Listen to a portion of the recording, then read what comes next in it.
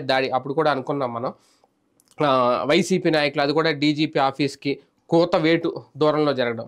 ఇప్పుడు దూకుడు పెంచిందని అనుకోవాలా పోలీస్ శాఖ? నిజంగా ఒక 85 మందికి నిన్న నోటీసులు ఇవ్వడం. వాళ్ళందరూ పరారీలో ఉన్నారు అనేది. ఏం జరగబోతుంది? ఖచ్చితంగా అది యాక్షన్ జరగాలి కూడా. హ్మ్. ఎందుకంటే ఆ రోజున ప్రభుత్వం కావాలని ఒక డ్రమటైజ్ చేసింది.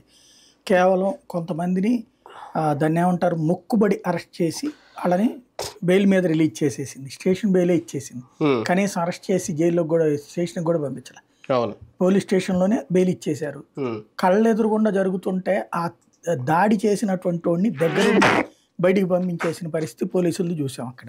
అవును. డీజీపీ ఆఫీస్ పక్కనే జరుగుతున్నా కూడా పోలీసులు అక్కడికి రావడానికే లేట్ అయినటువంటి పరిస్థితి కాదు. వచ్చి బతిమిలాడి అవతలకు పంపించారు తప్పించి దాడిని ఆపినటువంటి ప్రయత్నం చేయలేదు. హ్మ్. ఆనాటి నుండి కడుపు రగిలిపోతున్నటువంటి తెలుగుదేశం కార్యకర్తలకి సంతృప్తి పరచాలి.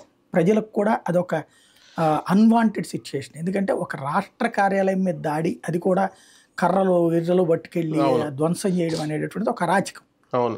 ఆ అరాచకం ఓ రకంగా వైసీపీ ఓటమికి తొలి బీజం పడింది అనుకోవాలి ఆ రోజున. కాబట్టి అరాచకం మీద ఖచ్చితంగా చర్యలు ఉండాలి. అవును. కానీ ఒక పార్టీ ఆఫీస్ మీద దాడి, అది కూడా ఒక పెద్ద పార్టీ. టీడీపీ అంటే చిన్న పార్టీ ఆఫీస్ ఏం కాదు. అంటే సెంట్రల్ ఆఫీస్ మీద దాడి. అధికారంలో ఉన్నారు కాబట్టి అధికార బలం